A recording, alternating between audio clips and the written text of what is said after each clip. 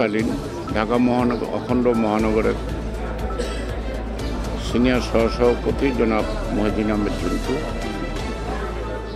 তিনি কয়েকদিন আগে সুইডেন থেকে আসছেন। আপনারা জানেন, নানাবিধ অত্যাচার, অনাচার ও নির্যাতনের কারণে তিনি দীর্ঘকালই প্রবাসে থাকলেও দলের তার যে কর্মকাণ্ড সক্রিয়, বিদেশে বিভিন্ন মিশনে গত ফ্যাসিস্ট সরকার এবং স্বৈরাচার এরশাদ বিরোধী আন্দোলনে তারা আন্তর্জাতিক মহলে ইউরোপীয় ইউনিয়ন থেকে আরম্ভ করে বিভিন্ন দেশে তারা দলীয় কর্মকাণ্ড এবং আমাদের দেশের সঠিক চিত্রগুলি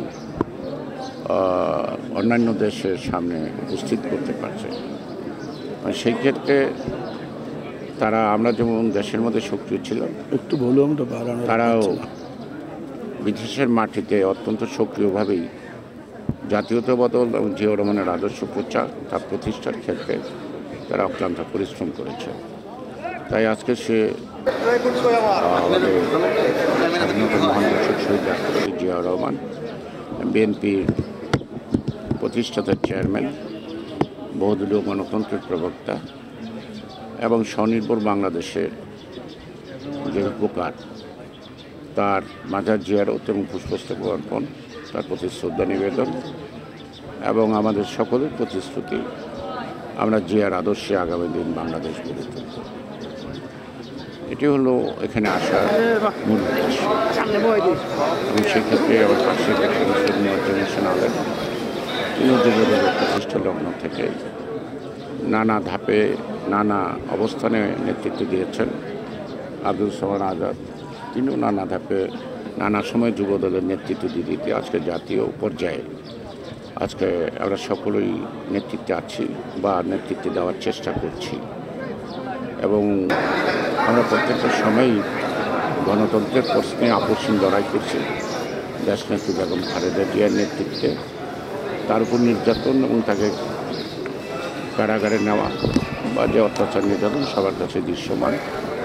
তারা বর্তমানে দলের সিনিয়র ভাইস চেয়ারম্যান, তিনি দেশে থাকতে না পারলেও নানা সরকারের নানা অত্যাচার নির্যাতনের কারণে তিনি বিদেশে বসে দিবারাত্রি পরিশ্রম করে 6টি বছর দেশকে, জাতিকে, দলকে সংগঠিত করে এবং 16 বছর আন্দোলন 5ই আগস্ট আমরা ফেসিবাদের পতন ঘটাতে সক্ষম হয়েছি।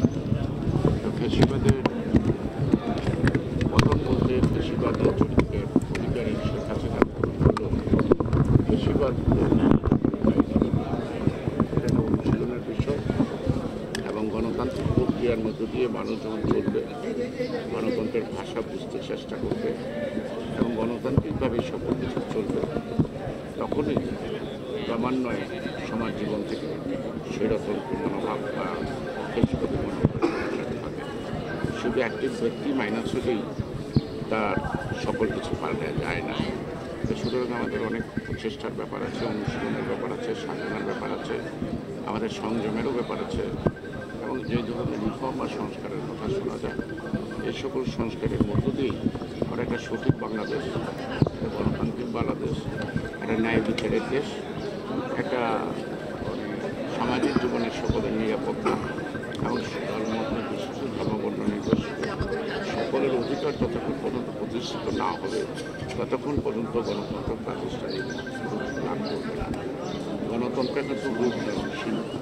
এই গণতন্ত্রকে পরিচর্যার মধ্য দিয়ে প্রত্যেকটি রাজনৈতিক দলেই সেই গণতান্ত্রিক ব্যবস্থাকে যদি সফল করতে পারে, তাহলে দেশি বিদেশি চক্রান্ত যত কিছু আছে তা মোকাবেলা করা সম্ভব।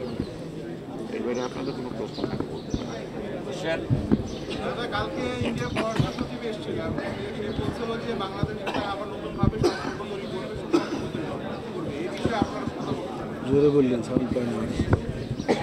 ভারতের পররাষ্ট্রমন্ত্রী আসছে, তাই আসে তারা। এখন নতুন প্রেক্ষাপটে তিনি আসছেন, তিনি যা বলছেন তা নতুন করে, তাহলে বোঝা যাবে যে পুরাতন সম্পর্কের মধ্যে কোনো না কোনো ফাঁক থাকে। সেই কারণে নতুন করে নতুন আগে, বিশেষ করে বাংলাদেশের জনগণের যে চেতনাবোধ, আকাঙ্ক্ষাবোধ, বাংলাদেশের মানুষের যে চাওয়া পাওয়া সেটা ভারত তারা উপলব্ধি করতে সচেষ্ট হবে এবং ভারতের সাথে বাংলাদেশের বন্ধুত্বের সম্পর্কটা দেশে দেশে কোনো ব্যক্তি বা দলের সাথে নয়, কোনো ব্যক্তি বা দলের সাথে দীর্ঘ 17 বছর তারা প্রাণান্ত চেষ্টা করেছে বাংলাদেশের ভোটাধিকার বিনষ্ট করা, মানুষকে প্রতারিত করা এবং একটা লুটপাটের মধ্য দিয়ে দেশটাকে একটা দুর্নীতির অভয়ারণ্য সৃষ্টি করে।